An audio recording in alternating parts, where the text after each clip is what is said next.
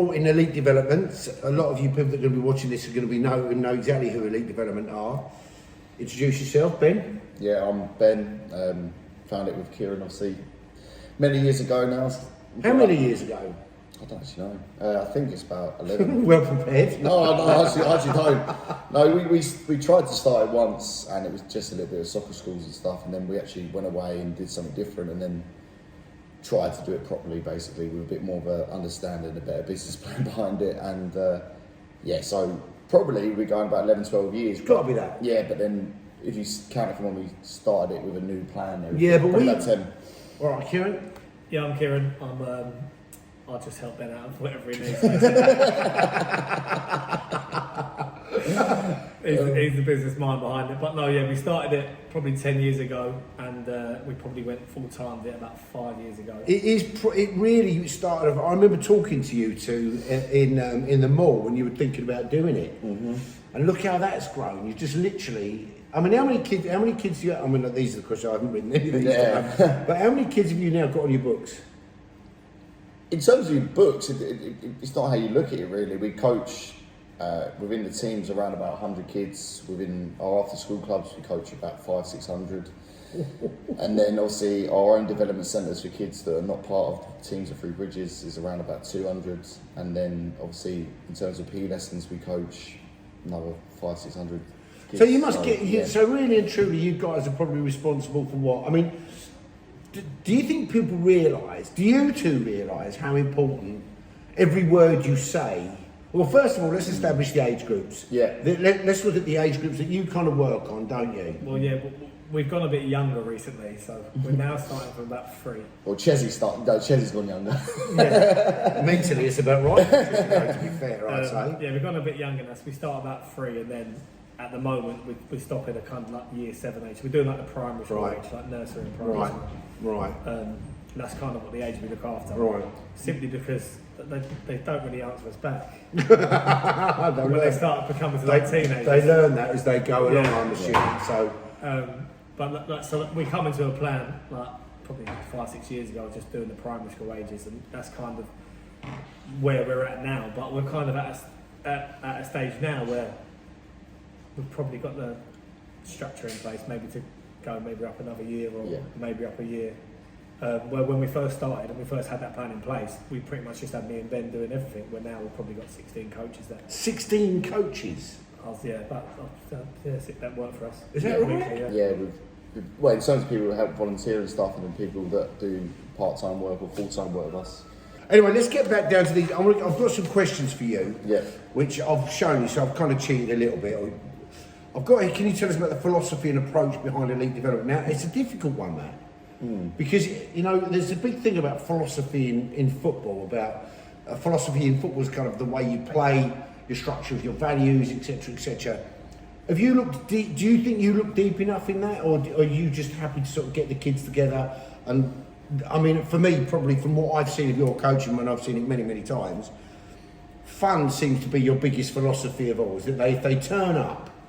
Respect, disciplined and fun, and yeah, like in terms of philosophy, like you said, it is about values, to be honest, and we are trying to produce footballers, but the maths will always tell you that it's going to be very, very hard to make it, so we can't just focus on we are trying to make a professional footballer, we need to focus on everybody. So now the philosophy goes as far as that we want to prepare these kids for a better life outside of football as well as what they do in football. Secondary school comes along fast for a lot of these kids. It's a big change, and then before you know it, you're out of secondary school, you're looking for a job.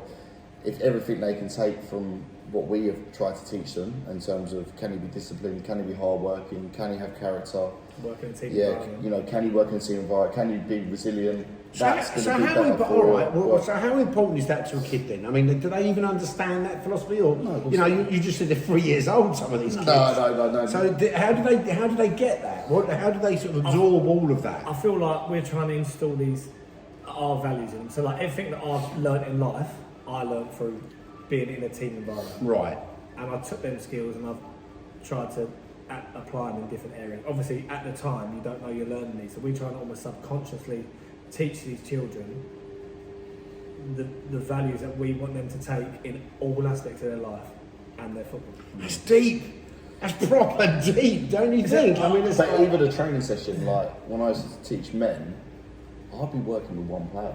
And I wouldn't tell the player I was working with him, but I would design a training session to get better at that one player. And that, if I turned around and said, Paul, I'm working with you today because your hold-up play's not good enough for X, Y, and Z, you're going to think, well, I'm not very good at that. But if I design a training session that's going to have him holding the ball up loads and putting him in areas where he's going to have to protect the ball better, I've challenged him in an area without him. And you would do that in men's football as well? I do that in men's football, yeah. But I do that in kids' God, football. coaching's changed. No, but you do. Because No, I just things I was going to say, I swear, but we've got kids watching it, so... No, so all these little things you do in training, like, you are looking at it, and like, a parent actually, fun enough, with an under 18 said, I think you boys got these, like, hypnotised. Yeah. And like, well, we see now the youngest are coming through, like, and their behavioural changes that they've had in the space of like 3 months is unbelievable. Like, we still want character, we still want fun. But once they get used to you and your work ethic and the results in terms of they feel better as a player and a person, although it's hidden, the kids probably don't understand it, they are improving in every aspect. We look at all 4 corners when we're trying to produce someone to be better, and that's not just technical and tactical, it's also your social side of things, your psychological side of things, and obviously your physical side of what things. about if you get a little shit? What happens? How do you deal with that? Because obviously we just said you've got hundreds of kids. You're not going to get not everyone's going to be an angel, Ben, are they? Yeah. Kieron, you must have come across... I just feel like in life... Was you a shit as a kid? Was you that kid? Because I've got a feeling, I read straight up, I've got a feeling. No, but Because he was like that as a player. I just feel like there's ways to talk to anybody in life. Yeah. And everyone you have to deal with differently. Now, the way that I maybe speak to Ben, I might not speak to you the same way, because I feel like we might have different relationships. And I feel like that every kid has got challenges, especially these days. There's so much more going on behind the scenes that we don't feel. If we can be inclusive and we can try and respect everyone, and we can get down to what makes them tick, that's going to help them behave better in your... But what I'm saying to you, that you've got hundreds of kids. Can you really, hand on heart, can you really say that you would identify it? And if so, that's pretty amazing if you can, let's be honest. No, kids are always going to be problematic. You've got to realise that. Even the kids that are really good, they'll have times where they're problematic. Yeah, that's a good point. Do you find actually, because through my managerial career and a bit of coaching that I did, I find, as a generalisation, I'm not talking all the time, but as a generalisation, the really talented kids used to be the lazier kids. Mm-hmm. The kids that don't have that amount of talent tend to work a little bit harder. Yeah. Is that still the same? I mean, I'm going back a few years, but I found that even when you get into adult football, I think it's some hard to judge ridiculously. I mean, remember players like Hack and that. Remember when we had that man had a magic left foot. It was ridiculous. Couldn't run. Wouldn't run. I think football's changed so much in the last 15 years, and these kids are probably only 9 and 10, but I think they're seeing the benefits of football changing so much now. Yeah. You can't play in a good team now if you don't work hard. Like, that is the bare minimum. Where 15 years ago, or even 10 years, or even 5 years ago, Yeah. especially non-league football. Definitely in non-league football. You're getting like number 10s that just stroll around the pitch and don't do much. Now, You still do. but they're not going to go and you're play right. for the top team, because the top teams now, they're Yeah. basing on themselves on Man Cities, and you don't get anyone in Man City that doesn't work hard. Like, you're, like, as a coaching staff, like someone like Man City being great is fantastic for us, because they're setting such good examples for these kids. So then we can all refer back to what they're seeing on the telly. And I feel like football's changing. Like, now the best players, I feel like you've got to challenge them in a different way and not let them rest on their laurels. All right, here's a question for you then, Ben. When you was a kid, being coached, what do you think the difference is between you being coached as a kid several years ago, shall we say, to today's coaching? Crazy, absolutely crazy, and not just what we do. Like, I think everybody's coaching's improved. Look, you only have to look at like the first team training, for instance, the setup and the planning that goes into that. Like every. Does he say it's better than mine? No. But what I'm saying that We went out for a curry. the players, like everything. In a club after. Everything is planned like by good coaches so much more, and like. I remember being at Wimbledon and we trained on an astroturf where the ball would like run about 4,000 miles an hour, and the training was okay, like nothing like now. Like, we're programming kids to be professional footballers in a weird way, but it's so enjoyable. They've got mannequins, they've got rebounders, they've got 3G Really starting out pitches. Like, we don't realise, we just done a training session, we've got well over £1,000 worth of equipment out just for that 1 hour. I mean, for me, that's It's incredible. Just, I mean, that is mad. We never had anything. When I brought up, when No. I had a first team here, that was not the first team, but when my kids were 9 years old, that included my sons, and we had some wonderful, wonderful players. People like Russell Morton and players like that were just phenomenal players. Yeah. But our coaching was almost small-sided games, and the most expensive bit of equipment was the cones and the footballs. So my dad, that was it. When I started football, my dad took over. I think after the first years I played up, all we did was foot golf, run around until get like that's that was it. And like volunteer coaches now, some of them actually do try their absolute best to put on little sessions and stuff and design in a way that more kids are active and moving. So going back to your point about where kids are problematic, if they're bored, they will cause problems.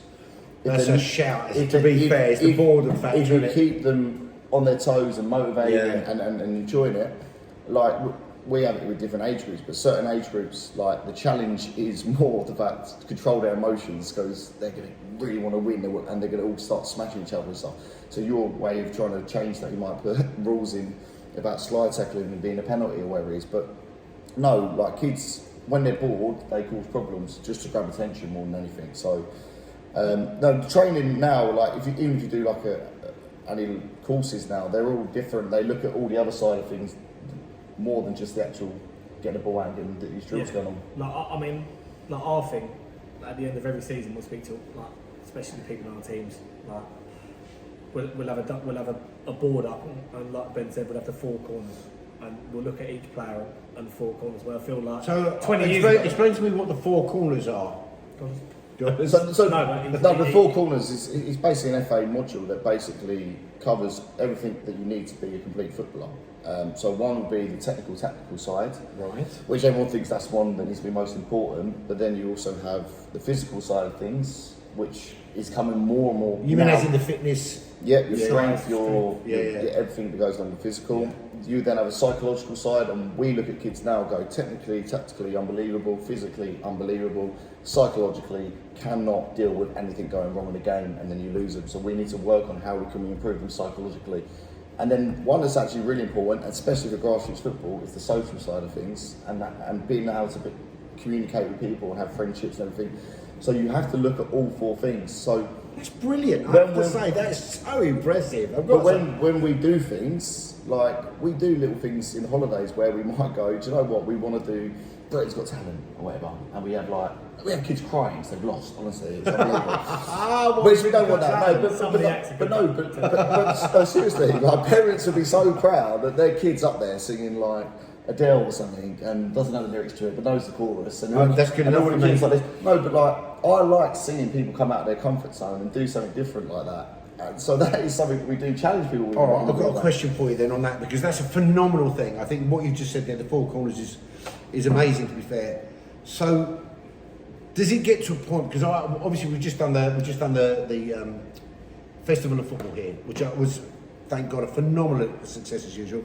Yeah. We've had some brilliant, but for me, every single year I see it, the standard of football is just insane. They're bopping the ball around all over the place, but it gets to the final, they're in the final, they get done 1-0, last minute of the game, bop, it goes in. It's complete and absolute. Some of these kids break down on the pitch. No. I mean, don't get me wrong, even when we were in finals, I think we lost 1. But I think if my kids, when they lost the final, it was complete. How do you deal with that? How do you deal with that kind of massive emotion that these kids feel? Because it doesn't just sit on the pitch, it goes home with mum and dad, doesn't it? And I think that's, how do you deal with that? I feel like you just got to use it as a lesson.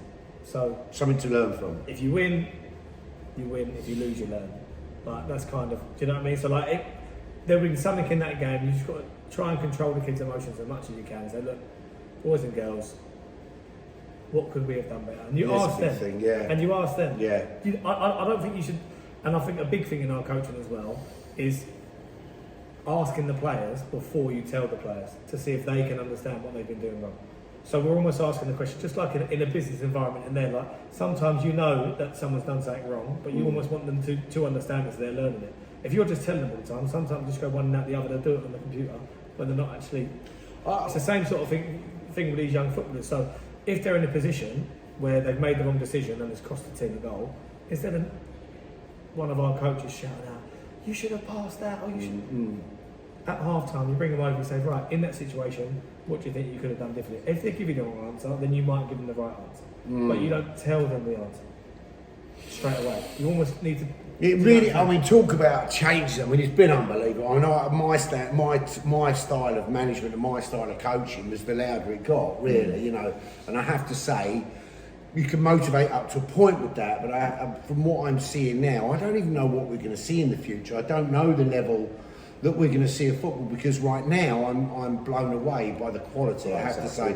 And the teams that you bring through, because what we've not said on this podcast is that the Association for Elite Development and Three Bridges, we've got like a joint thing going on, and I have to say we as Three Bridges are forever grateful, because I think when the kids come over aged 11 years old, we've already got top footballers coming in. You know, these boys are coming in trained professionally by the coaches that you hand over. I just have to say that the standard of football right now is crazy. God, there are times I'd like the first team to move the ball around as well as that, to be fair. So I've got to say, the way it's moving forward at the moment is phenomenal, and the association that we've got is so positive. It really is. I've got another question for you, which is quite interesting. How do you motivate yourselves? You know, you've got all these kids, and let's be honest, they can be testing. Mum and Dad can be a bit testing at times, can they not? Yeah. No comment. You're not commenting on that? No comment. Because I was here the other week. No. But we won't talk about that.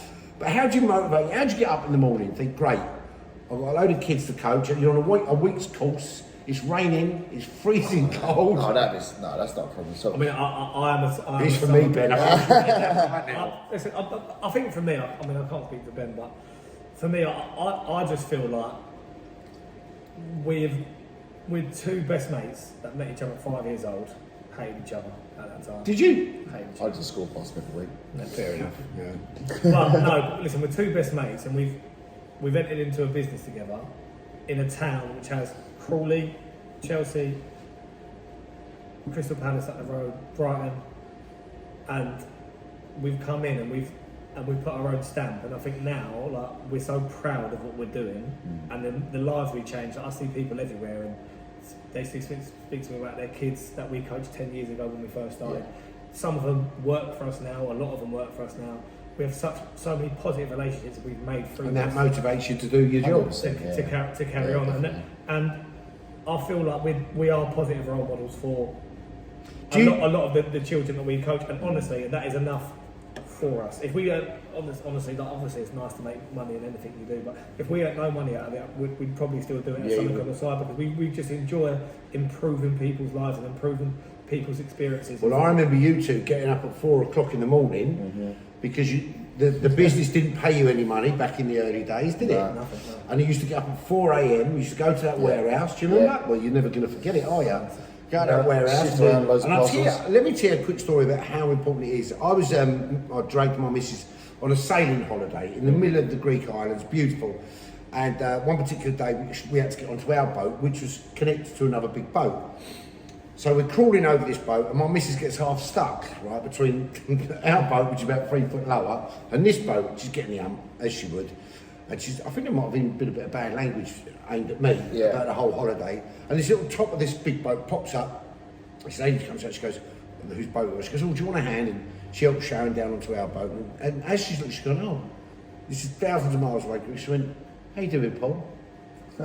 And I went, yeah, I'm all right, thanks. And I'm thinking, I bet Sharon thought, who's hold that? on a moment. So I went, yeah, all right. She went, yeah, she don't remember me, do you? I went, no, I'm struggling a little bit. She went, you coached my son, right? And it must have been 15 years beforehand, or 10, 15 years. And she still remembered, and we bumped into this woman in the middle of the Aegean, in the middle of nowhere.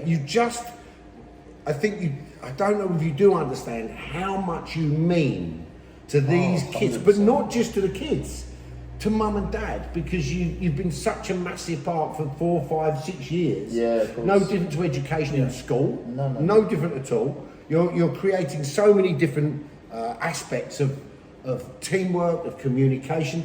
Next question then.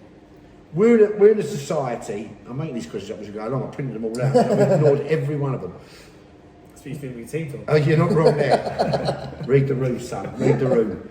So, to be fair, we're in a world of these screens. Yeah. Right? How do you find it difficult to break the kids away from the screen, or do you think that you're getting just as big an uptake now as you did, say, pre-screen time? Do you think that kids are as interested now? And also, there's another part of the question. Because of the amount of football on screens now, you can look at replays, you can look at video from the games you've played, you can look at Man City playing Premier Division football as you're walking along, do all of these, or are they actually an aid to your business? I mean, I think it's a straight. Funny enough, I had this chat with a PE teacher in the school I was working today. Right. So they said they feel like the level of all sports has gone down in PE. Really? Because obviously when we were younger, not to sound too old by the way, we're not that old, we would go down the park straight after school and you'd almost learn your sports there. So you'd learn your rounders or your cricket, or you'd play football. Cricket in the summer, football in the winter, wasn't it? And you'd play out in the park until 8, 9, 10 o'clock, whenever you was allowed home, or etc. And then you'd go home and your mum and dad would be like, where have you been? Yeah. And this is a completely different era.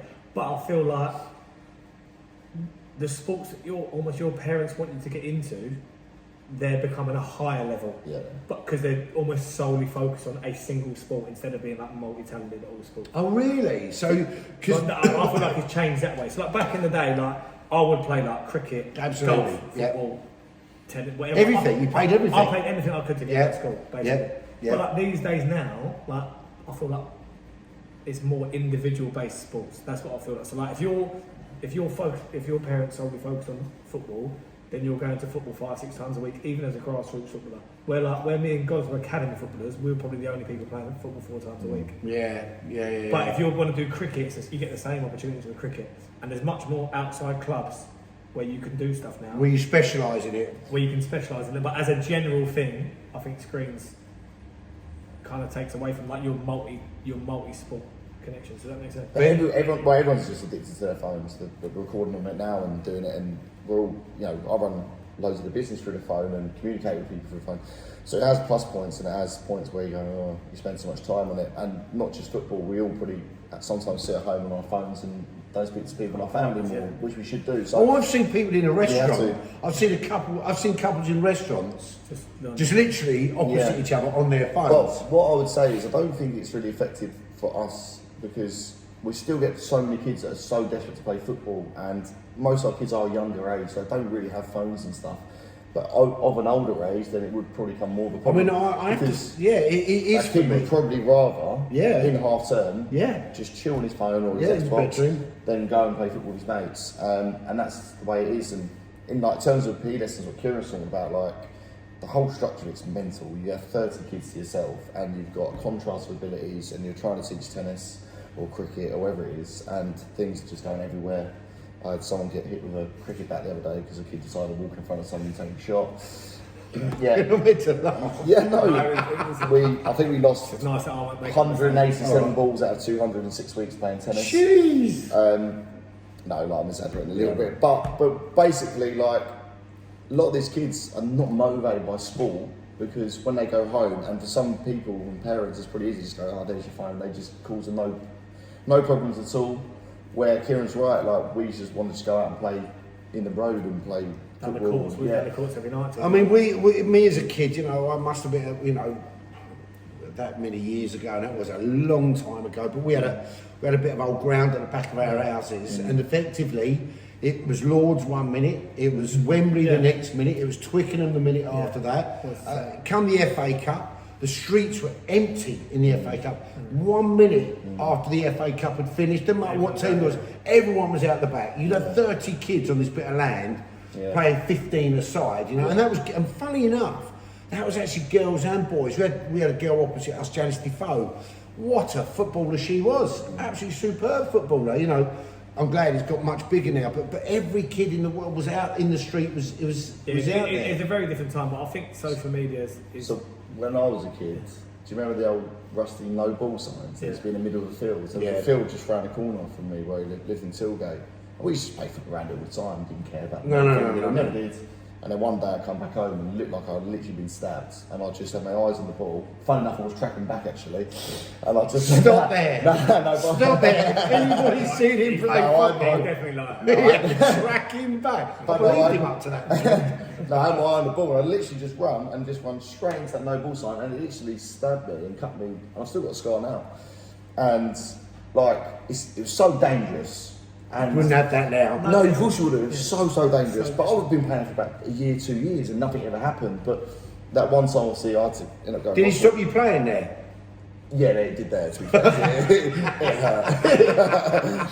It's mentally scarred him and all. And with that point, brother, so with social media now, so if that happened to you, Everyone would admit and it's reported on social media. People trying to sue the council and stuff. So it's a and complete. I knew It's that not was great, is No, it? I mean, it's a you're different time of it. Like, so like me, like I'd go down the park and I took my sister down to the Dippers and she fell off the thing and broke her leg. Not like that, but like you just got on, like back in the day, you just got on with it. It was like you didn't even report it to anyone. Your parents were almost embarrassed to tell people. Yeah. Like now, it's flipped the other way. If anything happens, it's social media. So it's almost like you're scared to put your kids in situations where they're not safe, which is probably a better thing in the long run. Is it? I don't know. I'm not so sure. I think kids should have rough and tumble. I think it's important that kids get out to play. I think it's important, but you are 100% right. It's just a different era. Yeah, and, it is. And like even as coaches, like the way we coach has changed so much in 10 years. It is Thank outrageous. God you do, because I'm not being funny, but if it wasn't for you, or not just you, but companies exactly like you, I'm talking about rugby, I'm talking about cricket, I'm talking all sports. Yeah. If you didn't have that, if you didn't make that effort, if you didn't get out there and do those things, these kids wouldn't leave their houses, a lot of them. And let me tell you, I think how important, and this goes to the business side, when you interview somebody, and it always on the CV, it always says, good within a team environment, right? They're 18 years old, they come sit in front of you and they go, yeah, I'm great within a team. You go, all right then, give me an example of you being in a team. And nowadays, most of the kids can't actually give you that example unless they've played a sport of some description. It's that important I mean, listen, for socialising, isn't it? Definitely. someone who's not very academic, that's all, don't laugh now. Like sport was massive for me growing up, like massive for me. Like it changed my life, sport completely. It changed my social background. Your people that you knock about with. Honestly, like that's what I said to Ben. I mean, I've said to Ben loads of times. Normally when I've had a beer, but Do you get all soppy? no, I do. Listen, Love but obviously, like, I come from like a council house background. Like my mum still lives in the council house now. She's proud of it. Do you know what I mean? Blah blah. I come from a council house background, but yeah, like, absolutely. Where I played football, I was not mixing with people of a completely different social background. Different types, absolutely. And like Ben and Pete and Jan, like they're like second parents to me. They taught me about like things in life that I never would have known about, even things like mortgages and stuff like that. Like, and sport is massive. It's so inclusive to whatever you are, and that's why sport is massive. Inclusive, Massive. all right. So it's a massive word at the moment. We're in the era of wokeism, etc., which actually, in some cases, isn't a bad thing. And we talk about it being inclusive. I hear on recently on La Liga the big whole thing about race with La Liga kicked off. The La Liga have not handled it at all well, in my humble opinion. They basically thrown it back at him. It's his fault, you know, which is just incredible that we're still in that. I have to say, as a manager of X amount of years, a long time, I've been honoured to manage first teams, reserve teams, youth teams, the whole lot. One of the things that I just don't see. In fact, when people talk about inclusivity, I'm not going to talk about the negative side of racism. I know it's out there, I get that. But one of the most humbling experiences is the dressing room. You know, you go in that dressing room, you could be black, white, green, blue or yellow. Nobody cares. If you've got a good right foot or a good left foot, there's your inclusivity. That's when it happens. Yeah. Do you see that at the kids' level? Do you see this already? They don't care, they don't see colour, they just see. I mean, I love that kind of innocence anyway in the kids. The best thing about coaching kids is is the innocence in them, and like They have some no of the fear things of it. they come out with. No, I must admit. Honestly, are incredible. Like Yeah. the things they come out with, they're incredible, and I think that's. And listen, as the year is going on and on and on, they're learning much more earlier about stuff like race and dealing with things in different ways, which I think is massive. Because I don't know where it comes from. I've got to be honest with you. You'll see two kids growing up together, not as in like neighbours or anything like you was on the street, but there'll be kids from Elite that will still be texting, chatting to each other in 25 years' time. They met at Elite. Definitely, yeah, 100%. You know, they're still mates. They'll be married, and the 4 or 5 kids that were in one of your Elite development groups will be the main guests at that wedding. Yeah. We've half got that, like now 10 years later, honestly, like we see like groups of boys that we coached 10 years ago, like in town or in wherever we see them, and then I'm thinking, you two went different schools, so like the only reason Yeah, there you go. That's a great like, shot. the only reason I know that you could, like, do you know what I mean? Then Yes. they would have ended up moving to a football team together. Their parents become best mates. They stay best mates, and that's what I was saying earlier about going back to the point about how do we motivate ourselves. Like things like that are massive for us, and like and that's what And there's one thing I'd say to parents at the start of every year is that you've got to enjoy this kids' football part. I mean, we still speak about it now, and coaches like Mozza, for instance, we used to play against him. Yeah. We talk about our youth football all the time, and the Oakwood Thompson rivalry, this tournament and this tournament and that, and this and this. And we just loved it. And we had great friends from it. We had, like, my mum and dad's still friends with Callum's mum and dad. Absolutely, through football, through other people, Mick and Jill, and like Kieron's mum. Literally, you make friends for life, and you have the best time with most random people that you probably never speak to in your life. And like from coming through the door under 7s to under 11s, for instance, now that's just gone like that. literally. And like you show a picture of the kids, they're down here, now they're up here, and they're answering you back and think, no, but it goes so quickly, and so much changes so quickly. And so you have to enjoy it. Like it wasn't so long ago that I was playing football, and I know I could probably give up early and stuff, but like that time's just gone now, and I'm thinking, where has that gone? It's literally been like 6 years since I've played football. And seven probably. 7, yeah. Last year. But like 6 years of your life, it just flashes like that, and then I'm 61. Don't tell me how quick no, it goes. so But this is what we the, to these parents. the football environment is just amazing. It goes outside of the dressing room. It goes into the community, That's the people you bring together. And that goes right back to point one, which is, which is kind of like how important it is, your job. I mean, for me, one of the most important, teachers have a massively important job, in my opinion. And you kind of fall into that category, but you're kind of the deluxe version. Yeah. You've got the best bit of the kids, haven't you? You don't have to try and teach them maths. You don't have to try and teach them science. What you teach them is life, isn't it? If you're going to sum it up, it's how to socialise with your peers. That's really important. How to show respect to somebody. That's massively important. You are the people that teach them the life skills going forward. If you add a bit of sport into that as well, and a bit of see, I'm a great believer in competition. I think it's great for kids to have competition. I think it's great to have winners. I think it's great to have people that. You said it earlier, Kieron. You went. You don't really lose. You kind of learn from that. You take on the next level. Whereas I think that's what I think you're doing, and I think you're doing it very, very well, to be perfectly honest. But and that's why probably we don't get that many behavioural problems. Is purely because the kids absolutely live and breathe football that comes to us. All right, well let's talk about behavioural problems. I want to talk. But that's why, like with the college programs that happen for kids to 16 to 18. They'll be a lot better in them than they were in school. What I'm saying is, the kids are doing it because they're getting to do extra training every day, trying to be a footballer, but they're also doing college alongside it. And now the teachers there, if they're not doing the college work right, they won't be playing for the team. Correct. So you're dangling the carrot in a way, and giving kids unbelievable training. Isn't that the same when they're 8 or 10 years old and they played up at home? The first thing the mum says, well, you're not going to Elite tonight then? Yeah. Oh yeah, and it absolutely kills them, I've had parents ring me up, so I'm putting you on loudspeaker and I'm telling you that. Are you serious? Are you serious? I'm being serious, yeah. They put you on loudspeaker. And can you please just confirm? There'll be a parent watching this going, yeah, I told him. I don't want to grasp, but the parent works here. But I know exactly what you're talking about. But they would say, like, can you please just confirm that he's not allowed to come train tonight because of the way that he's been at home. And I'll say, yeah, that's fine if you don't. And I'll also speak to the kid at training. I'll say, listen, if you don't respect your parents, then you're going to have our values.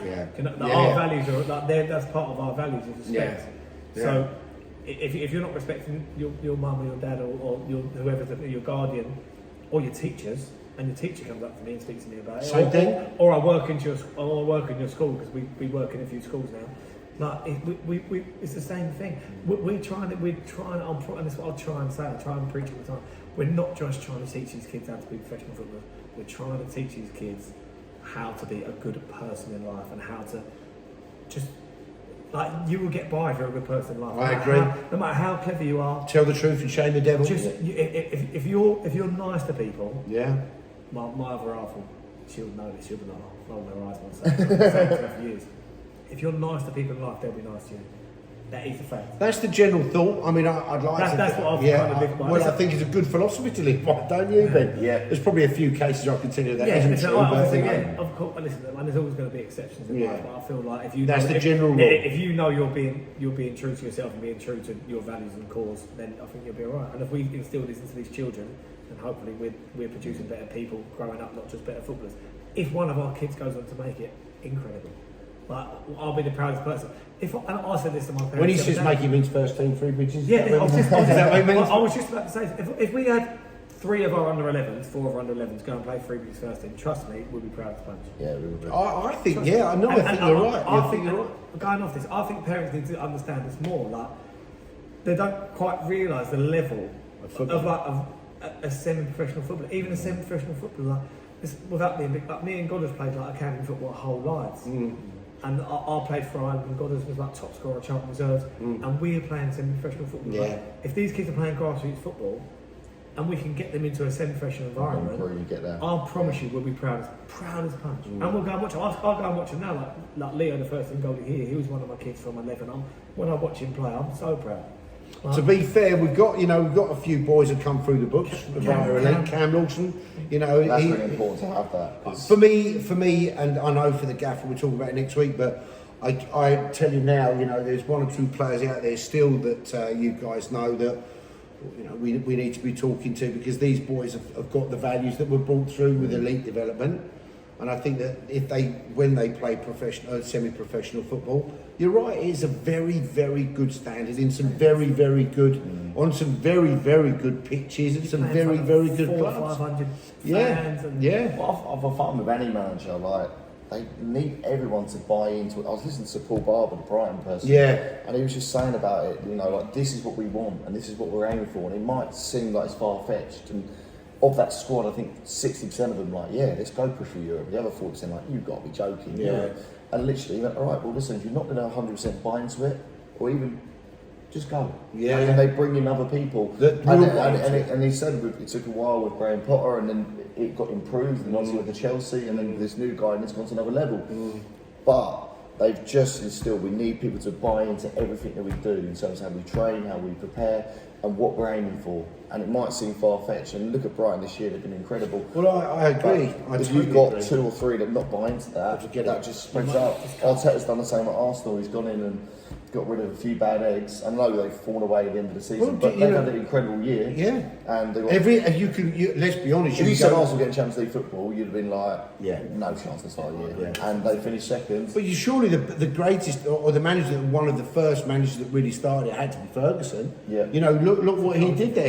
He effectively got rid of massive names, massive senior players, and then he brings in kids like Giggsy and Beckham, and you just go, and who's it said? Some idiot said you're not going to win anything with kids, and look what Man United went on to do. We have a very similar philosophy here. That this is why I'm talking to you guys, because it starts with you. I'd like him to go, listen, I'd love a player to come from here and bounce on into pro. I would absolutely love that. And having Crawley on our doorstep does give us that advantage. Scott is a good lad. We chat to him.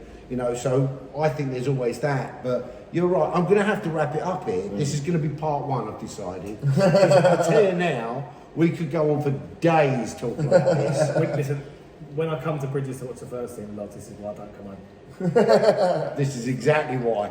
I've got to say thank you both very, very much. You've been absolutely brilliant. Really good. I'm going to thank your sponsors, Gas for Heat as well, because they've been brilliant. The sponsors behind me, obviously, we've got BMW and we've got Mankind and we've got McDonald's and we've got Benchmark as well. So thanks to all those guys, they've been absolutely brilliant.